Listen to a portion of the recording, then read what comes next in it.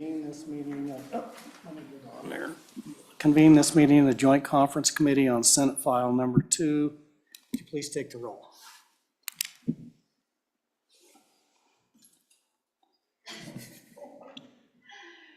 Representative Swanizer? Here. Representative Stiff? Excused. Representative Yin? Here. Senator Barlow? Here. Senator Ellis? Excused. Chairman May? Here. All right, we're convened. So this is to go over the legislative budget. There was a number of amendments that were put on there. And what I would, the Senate adopted two amendments. The first one apparently the House agreed with. The second one was dealing with Management Council's creation of task force and required a 2/3 vote by Management Council. And then that left the Senate on a 31-0 vote.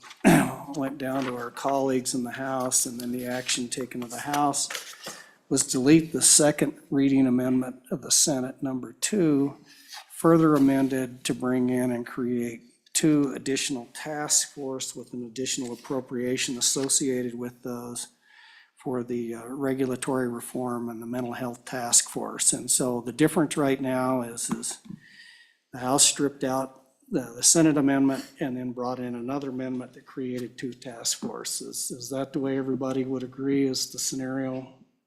Yes. So, all right. So now, like all conference committees, we're constrained. I did look, you guys didn't have quite as strong a vote, but you did have 53 when you moved that out of the House. So normally in a situation as I would throw out to you guys, where do you see the reasonable compromise between the 2 positions might lay from your perspective in the House, since how you took the last action? Sure. Perhaps let us talk about our reasoning in the House. As you know from Management Council, in our December meeting, there seems to have been a bit of confusion if Management Council was sponsoring the continuance of these 2 task forces, or if they were coming as individual bills, or if we were going to re-up them through Management Council. I think the decision was made that it would be best to not re-up them through Management Council, actually have a vote of the bodies to continue those task forces. So the mental health and vulnerable adult was in the House, the regulatory reduction was in the Senate. As I think everyone is familiar, we did not get through about 90 of our House bills before the cutoff. And so the mental health vulnerable adult task force was on general file, but it was one of the, 10 or 12 that we did not get to hearing before the last day. At that time, the regulatory reduction was still in the Senate. We couldn't be for sure that it was coming over. And so when this bill came before us, we felt it best to put both of those task forces in the feed bill so they could at least be voted on by both bodies for their continuance and not have Management Council do it without a vote of both bodies.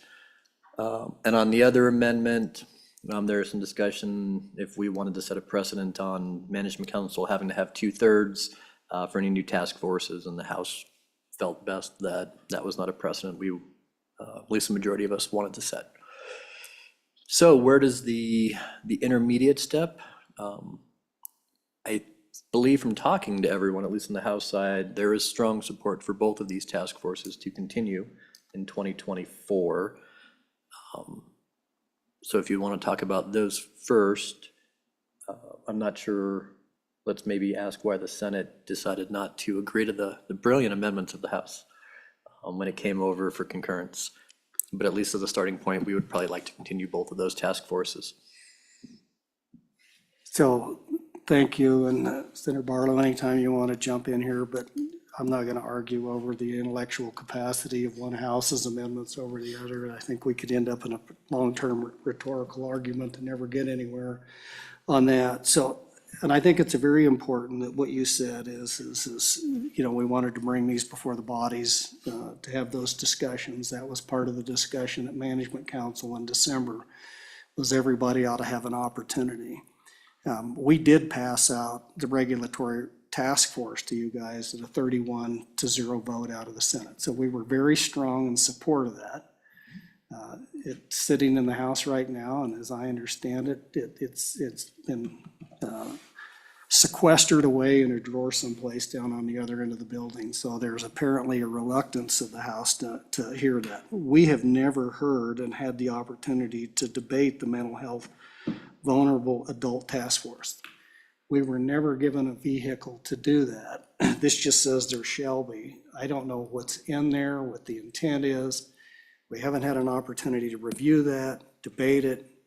And so I'm still concerned of where we're at with these. We've taken a very strong position in the Senate in supporting of the Regulatory Reduction Task Force. We never had the opportunity to see the other one. So we don't even know what the task force is chartered to do based on the amendment in Senate File 2. So I'm still saying, given that we've kind of explained, and I appreciate that, where we're at, what happened. So we're still back to the situation. Do you guys have a suggestion? Is there any middle ground here?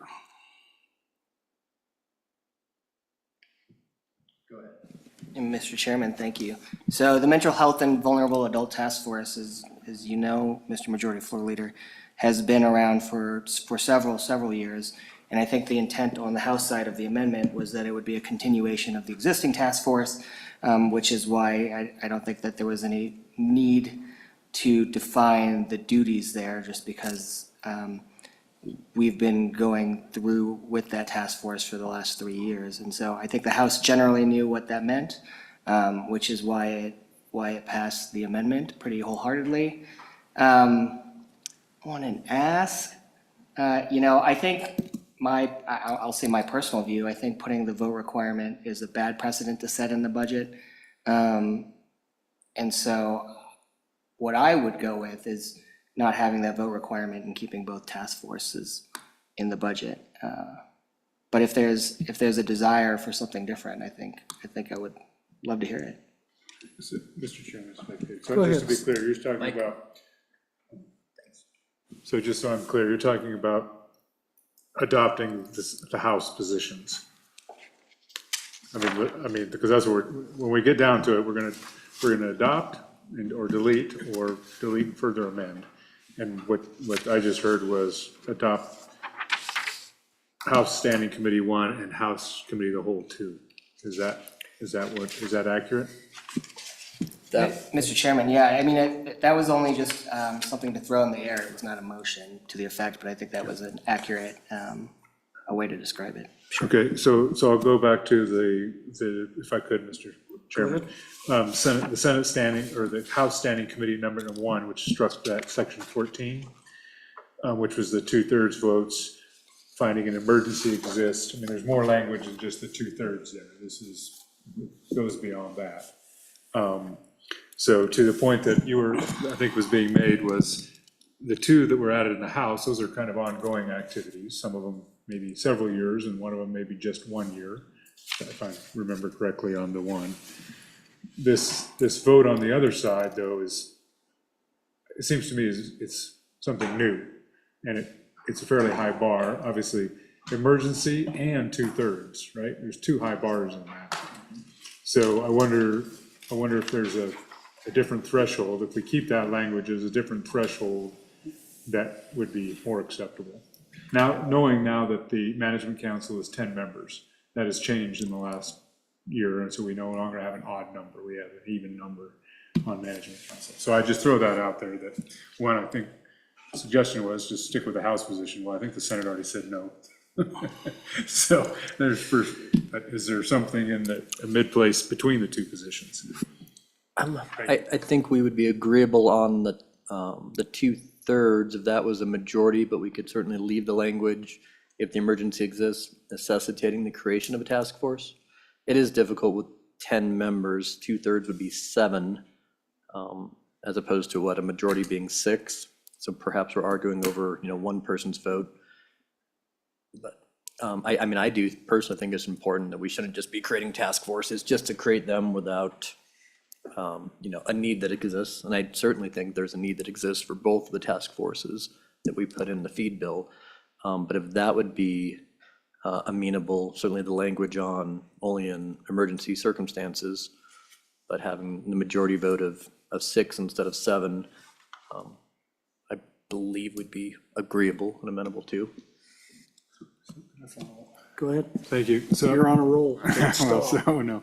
So I have another question about, and there's longer serving members on management council than myself. So in the language that both of the two task force, there's language about paying for the per diem and mileage for the executive branch appointees, i.e. those that are appointed by the governor.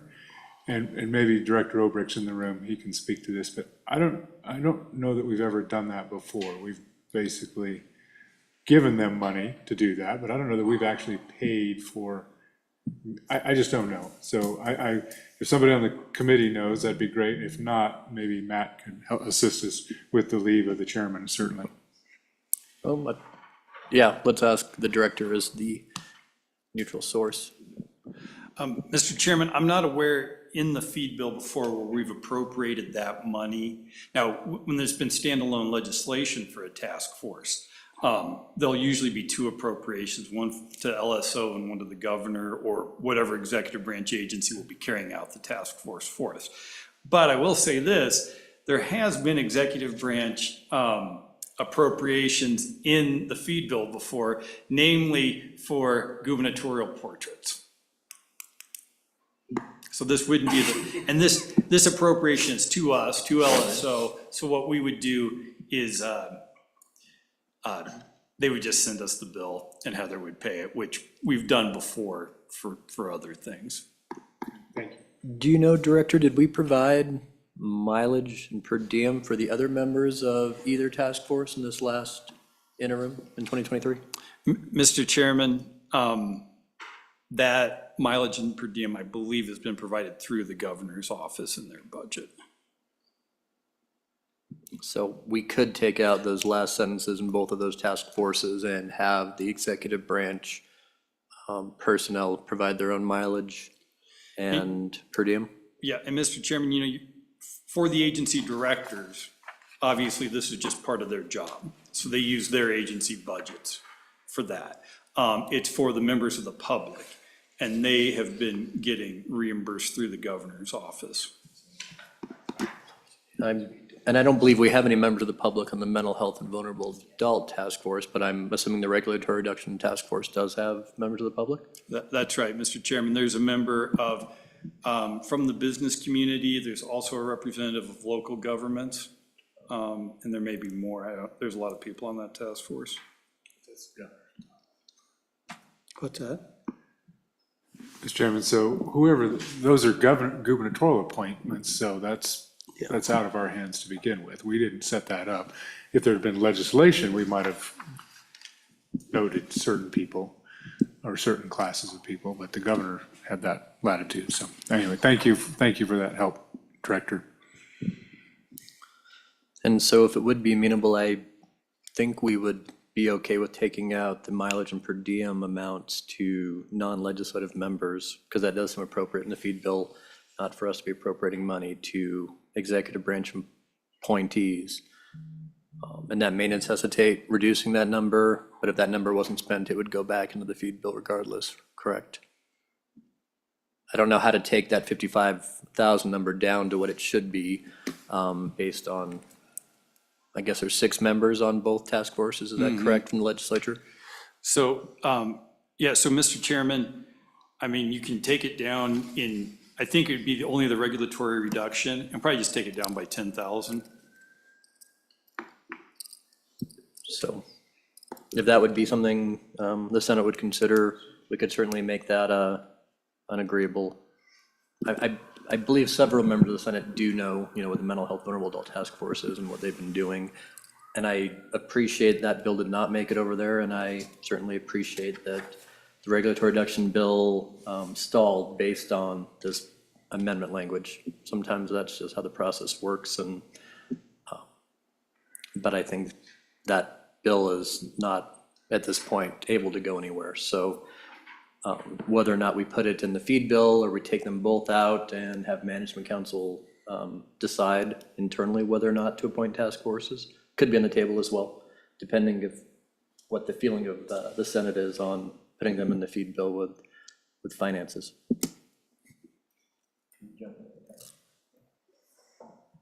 We're trying to find somewhere that we all get it along on. So if we make those changes, the Senate on board with that? On what changes? Mr. Chairman, on the House Committee, the whole amendment number 2, dealing with Regulatory Reduction Task Force, the Mental Health and Vulnerable Adult Task Force, if we, on line 6, change 55,000 to 45,000, and on line 10, after the word Senate, put a period, delete the balance of the line, and then on line 23, after the word Senate, put a period and delete the balance of the line, so that we're not paying for executive branch participants to the task forces. So we do that, and I would think the Senate would be in favor of that. Is that correct? Well, I think it's a reasonable thing that we could discuss, and certainly we would entertain that discussion. We need to get back to the bigger issue as the task force itself. And so, and I understand there has been a mental health task force. That was a governor-created task force that's been going on for a number of years, and it's had some legislative members on. This legislative task force was created last year by Management Council.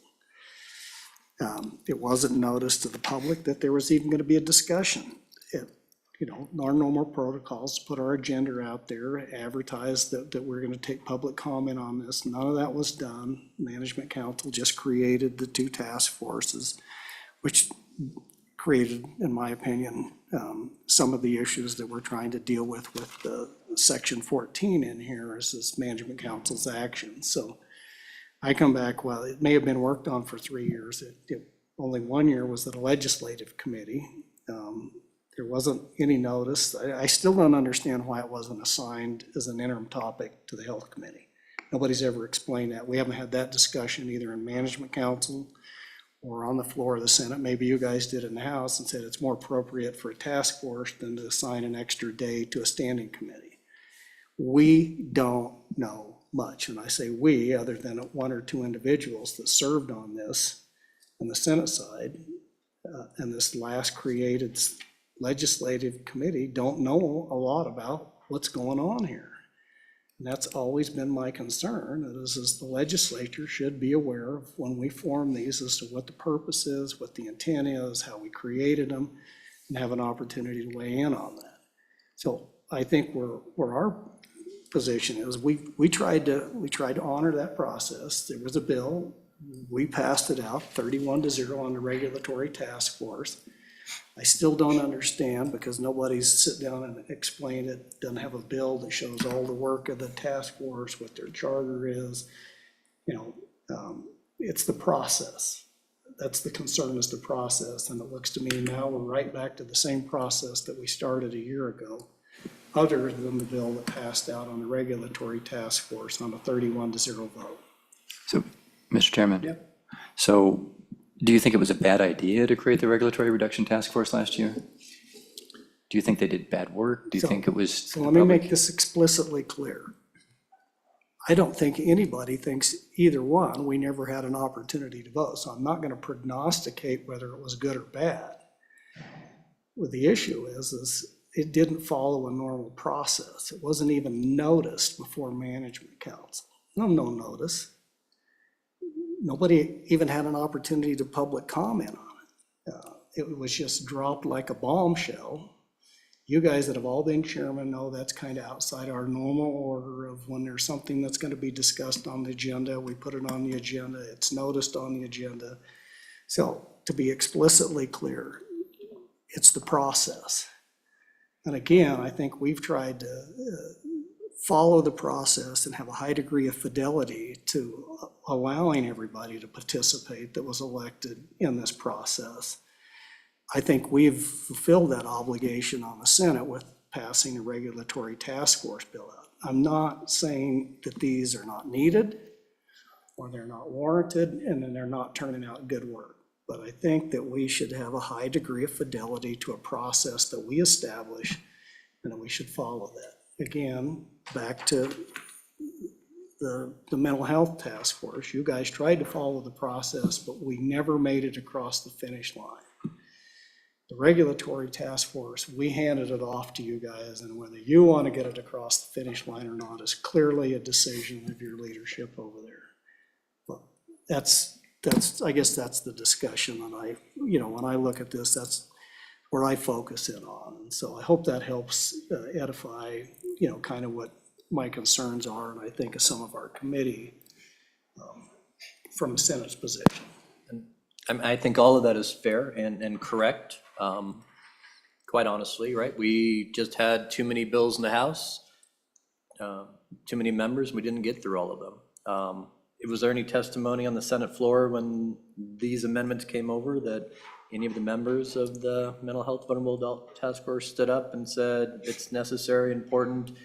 We got 6 bills for the entire process through that committee this year and sang its praises? Or is anybody called on to explain what the Mental Health and Vulnerable Adult Task Force did? I think we're all on the same page. Management Council shouldn't just be putting in task forces, which is why we tried to both bring a bill. We just were not as successful getting it through in time. I think its introductory vote went just fine on the Mental Health and Vulnerable Adult Task Force. I could go back and look. Committee, there was no concerns. It just was one of those that ran out of time, and we thought it the best place to secure both of them was in the legislative feed bill. Is it the best we've ever done? No, but as we're all aware, things have been a little tougher this year. So I don't think the best answer is taking them both off and having Management Council debate them again and pushing them through Management Council without at least some vote of the body and some understanding on both sides of what they both do and some of the great work that came out of both of them this year. Whether in a concurrence report we can do that and make sure there's agreement on the Senate side that the MHVA did produce some good work and is, has justified its existence for another year would be my hope. So I'm certainly not saying we did everything right. I'm just saying here's where we are now, and we're kind of agreeable if there's a way to get them both through the body in the correct process. We would like that to happen. And I appreciate that, but it's not the correct process because we do that through bills. This is again inserting a task force into the Management Council's domain without full explanation of the bill. To answer your question, no, I don't remember, and maybe I can be corrected. I think my colleague sits on the Health Committee. I don't remember a single bill that came over said somebody stood up and said this is a product of the Mental Health Task Force. The bills were stood on the merits of what the bill was because they went back to the Standing Committee. So. I think, so Mr. Chairman, I think, Maybe they were. well, I don't recall on individual bills. I think we've had 3 or 4 now. Well, that have already gone across the floor and some of them were signed into law. So I think maybe the question though that the chairman asked was when we voted for non-concurrence, did this come up? And no, it did not come up. I mean, that was the question I think I heard from the chairman. So when non-concurrence came up, they took out, when it was basically, I think maybe even discussed it, Mr. Majority Floor, but they took out our, this amendment, added 2 others, very specific amendments about certain task force, and that was the extent of the discussion. So, And I certainly appreciate the irony when the Senate sends over a bill that says we need a really high bar for task forces, and we strip that language and add 2 task forces into the legislative feed bill. It was in 2 steps, so it was not purposeful to do that, but I certainly appreciate the optics of how that looks to the other body. And so my apologies in that regard for when the feed bill came up and it was 3rd reading and we had just not made the Mental Health Vulnerable Adult Task Force. It was, here's a way to still have the body vote on them and at least try to do at that point the best salvage job of getting them close to the process. But I appreciate it's not the process in a perfect world. We should have had the bills out. They maybe should have been brought by Management Council. They should have had lower numbers. I mean, there's a lot of things we could have done better, I think, on both sides and of Management Council, those of us on it. We could have put them out as sponsored by Management Council and really pushed them to the top instead of had individuals bring them. That was my recommendation, if you remember. It was, and I'm not sure exactly why that didn't happen, that they weren't brought by management council. I think it was just too late at the end. And So, so where we are now, we're happy to find a way forward. So my query is, absent the two task force, 2/3 vote, emergency existence, I don't know that any task, these two task force, at least the way I read, the stricken, the Senate, neither one of these would probably be authorized under the language of section 14. I would agree with that. Would my House colleagues disagree with that or not? Emergency exists, et cetera. I'm not saying that these aren't important. Important is different than emergency. And so I just want to be clear, is there an agreement that no addition, these two would not be, if these weren't offered, these would probably not be under this process as an emergency. I didn't say you get 2/3, but as an emergency. Thank you. So, Mr. Chairman, I agree that the Regulatory Reduction Task Force wouldn't constitute an emergency, but I know with the Mental Health and Vulnerable Adult Task Force, because the behavioral health redesign clicks in on July 1st, 2024, I think it would be necessary if there are issues with that deployment, that there could be a significant reason that a task force be employed to handle that issue. And so that I think it could become an emergency. Do I think it's an emergency right now? Not necessarily, because of the work that the task force has done so far. But I think if there are hiccups down the road with the deployment come July 1st, that there could constitute emergency for it. Mr. Chairman. Mr. Chairman, can I just weigh in on that real quick? And that may be the case because it came out of the task force that still went through the Education Committee and followed the process as a bill form. Why wouldn't it not have been more appropriate to sign that topic to the Joint Education Committee as their number one priority to address that issue and giving them an extra day or whatever? Why would that not considered, and why to get, again, there's other mechanisms to address these issues. That's the normal process that Management Council would have gone through had we had an opportunity to discuss whether a task force was appropriate or not, would have been to go in there and say, okay, this is priority number one. Management Council routinely does that as issues start to arise that we need to address in the legislature. Why was this the preferred methodology instead of going back through the standing committee? Because the bill had to come back through the standing committee anyway. And you'd had all that institutional knowledge built into that committee when that came out to the floor to be able to help get that through and demonstrate the urgency. So again, I'm still concerned with the way these function in light of we have an existing process that could have got to that high priority issue. So that's a question, Representative Rion. Why wouldn't we have done it that way? And why did we decide to go this way? Go ahead, and then I'll go, yeah. Mr. Chairman, I would just say, I don't think this is that difficult. I would agree that I don't think either one of these qualifies a particular emergency, but it seems like the solution is to say that we adopt the House's Section 1415, so we have a Regulatory Reduction Task Force, Mental Health Task Force, and then we incorporate the Senate's version and say that unless you have for this next 2 years, you have to have a 2/3 vote. To create any other task forces, you'd have to have a 2/3 vote and have to have an emergency. That way we've got these two task forces and you're essentially guaranteeing there won't be a third, which is, I think that's a reasonable compromise. Don't you agree? That's a question. I mean, we are trying to move forward. So yeah, do we think the process worked great? No.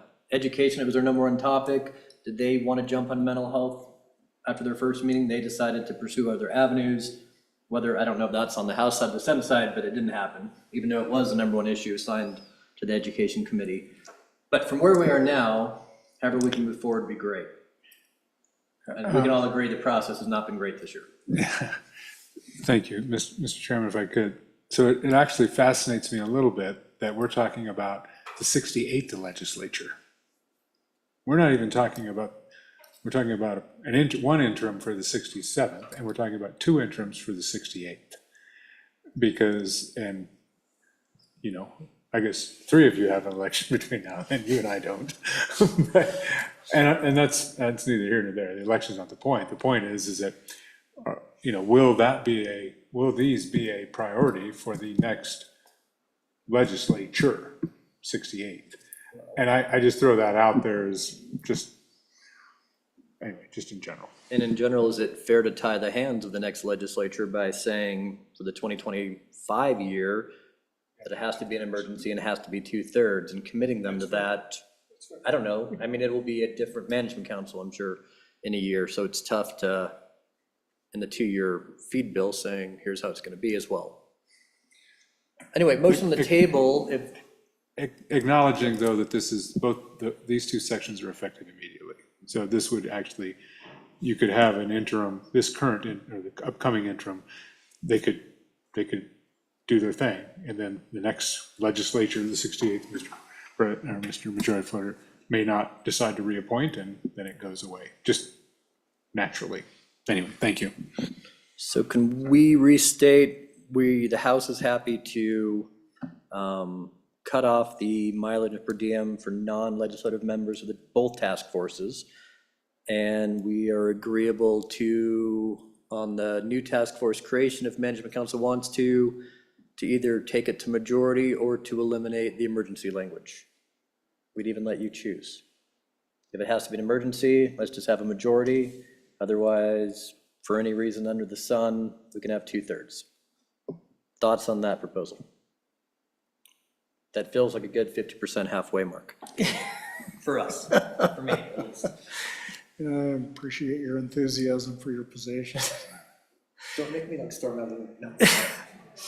So I'm still looking for discussion, particularly with the mental health task force. There was an ongoing effort by the governor. Management council could still come back and say, this is the standing committee #1 priority in the interim right now. So given where we're at in the process, my recommendation is from our position to try to move this thing a little further. We would accept, I believe, and I'd have to confer with this, so the 2/3 majority, it's one vote. So, it's either 6 or it's either 7. As long as we keep the emergency language is probably the most important thing in there. What I would say is we adopt the proposed House to get rid of the 10 million or 10,000 on each one of those and strike out that we're paying for those. And then what I would say is our position would be that we would make which we can't do on the bill, but make a recommendation to management council that this be taken up as the #1 priority of the health committee in the interim to continue the work with the task force started. Mr. Chairman, just so I understand the Skip. amendment, the proposal then, Senator Hicks, is that you would delete the mental health task force? Correct. Okay. Just wanted to make sure I was reading the tea leaves there to understand what you were saying. I kind of jumped to the solution to deleting that before I actually got to the motion, so. Go ahead, Representative Young. So I guess, Mr. Chairman, I'm a little confused so the principle is that the Senate didn't really have a way to discuss the mental health and vulnerable adult task force, but the only position that the House took, and the only discussion on both the regulatory reduction task force and the mental health vulnerable task force was on our feed bill budget amendment, right? So I'm not sure how we could argue that it could be a House position to support one of the task forces and not the other. I understand that both of the bills kind of stalled. We had a lot of House bills, and so that's kind of what happened while we had that budget discussion, and the introduction votes all at the same time, and so the first half of the session has been a little bit hectic. But I do not think that it makes sense to get rid of only one and not the other. I mean, I think on the principle, maybe it makes sense to get rid of both of them or keep both of them, and if we get rid of both of them, then we just have management council decide what it wants to do again, whether those are emergent cases where it needs to deal with them. But I don't think it makes sense to pick one or the other. I think that can't be a House position that we can take because we haven't brought that discussion to the body.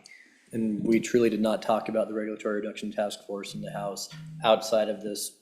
I even got kind of smacked down for even mentioning there was a Senate file and the other body coming over because we're not supposed to mention other bills. And so the House really does not have any idea about the regulatory reduction task force if it's what it's done and why it should be continued, where we do at least have our introduction, and we've made reference to the Mental Health and Vulnerable Adult Task Force on every bill that they brought, that went to judiciary, labor, health, or education. We have mentioned this as a product. So we have certainly sold our task force, and I think that is most certainly my leadership's perspective is to keep the Mental Health and Vulnerable Adult Task Force as the prime. If everything else fell, that would be what we would like to hold. So probably similar reasons you'd like the Regulatory Reduction Task Force, because you've heard it and you've debated it. Same on our side with mental health. We've not talked about regulatory reduction. So if you want to take them both out, I think we could maybe be agreeable to that. If you want to leave them both in, I think we could certainly be agreeable to that. All right, let me rephrase the proposal, because I think you did hit on it. I mean, we all know how the process is controlled by what bills comes up and all that. That being said, that is what it is. It's part of the process. I think our preference would be we'll get rid of the 2/3 and just say it's an emergency, and get rid of both task force. Mr. Chairman, I think that the Regulatory Reduction Task Force did great work this past year, and I think they're in the middle of their work. It would be a shame to shut it down. I think that would be a real loss. And likewise,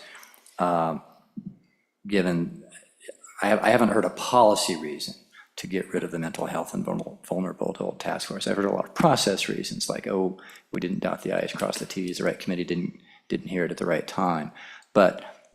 And there wasn't in a bill, but Senate File 2 is a bill, and every member of the legislature will be voting on it, and everybody will be able to vote on whether they want Mental Health and Vulnerable Task Force and Regulatory Reduction Task Force, and if they really hate that, they can vote against the feed bill. So I think that I think that keeping both task forces is pretty important. I think it does no harm. I think they're a really good way of getting things done. They tend to be very efficient. I haven't heard that they've been doing harm, or that we're spinning our wheels, or that it's a bad use of $55,000 in a $4 billion budget. We can certainly take some time to think about it and come back in half an hour, but I probably would want to check with some of the other people in the House before we agree to take them both out of the feed bill and make sure that would actually pass our body, because I'm not sure it would. Let's do that. I'm hungry. So could I ask just a clarifying question? So I know and the majority floor leader has mentioned this already. The mental health vulnerable adult one started as an executive initiative and then became more legislative. So can somebody remind me, and this is to Speaker Pro Tem's thinking that the regulatory task force is on, or has work ongoing and can do some things. What was its initiating place? If I could, thank you. I wasn't a part of it, so where did it initiate? Thank you. Mr. Chairman, it's just my recollection that it came up at the Management Council meeting, and Senator Hicks attended that, and I think we thought it was a good idea. I think it arose, there were kind of a couple of animating features of it. One was that in certain parts of the state, including mine, we're projecting a housing shortage. And so one of the policy reasons why to get on it now, act quickly, is to focus on what could you do on a regulatory side that doesn't cost taxpayer money, that's not a subsidy, to help that. But it's also other areas of the state that have very different concerns on housing. So I know housing was a piece of it, and then general business concern. That's my recollection. And if there's a different origin of that Regulatory Reduction Task Force, I'm open to the further history. Okay, thank you. So, and to be clear, that's the same meeting that the mental health and vulnerable adult was appointed, and the same meeting that there was no notice on either of these. Is that also accurate? I mean, I don't know. I'm not on management council, so all of you are. So Certain legislators came in with ideas. And that's what happened. Okay, thank you. That's all I needed. Created. That's what I would need to know. Thank you. So I think they're both in the same boat, and I think we all agree it's not the right thing to do to just have management council re-up them without the entire body having some way to weigh in. And I know that didn't quite happen on either side for both. So I think the House would at least appreciate on the first attempt going back and saying, we think they're both valuable, and we'd like the full bodies to discuss why they're valuable. and maybe that's important for the process, on concurrence, to go and say, we really think they're both doing good work and there's a justifiable reason to keep them. And if either of our bodies say, we don't think so, that could certainly be reflected in the vote, and some of us can come back for a second conference committee. But I do think it's probably important for the House side to put them both forward as a first attempt, instead of stripping them out and making management council try to do them again. Thank you. And so just another follow-up on the regulatory reduction. How many members and what's the makeup between the general public and the legislature? Or the gubernatorials and the legislature? From what I remember, the Senate brought the regulatory reduction task force, and it was not something the House had talked about, and it was somewhat surprising to us that day, where we had perhaps talked about the mental health issue based on the Supreme Court and some travels that they had done to Gillette, the pilot project in Florida. So I at least think people were familiar with the mental health and vulnerable adult task force, but the regulatory reduction kind of at least took me by surprise. But I think they're both doing great work. Took a lot of people in the Senate by surprise, too. Mr. Chairman.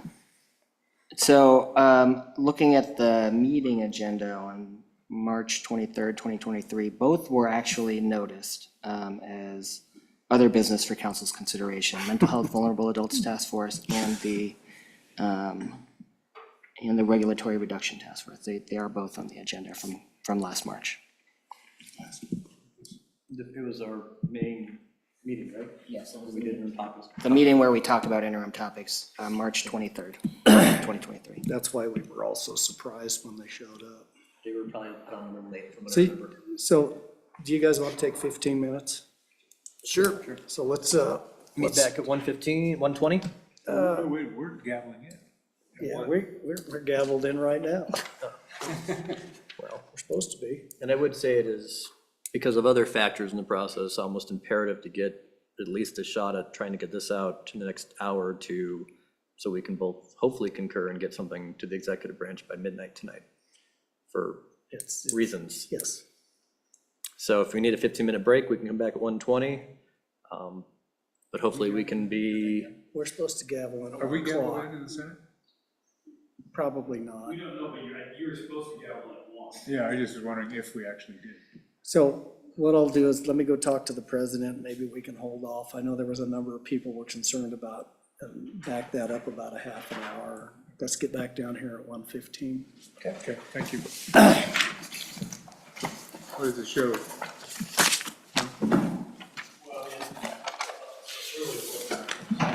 He's on the apple yet. They're not gavelled in? Thank you.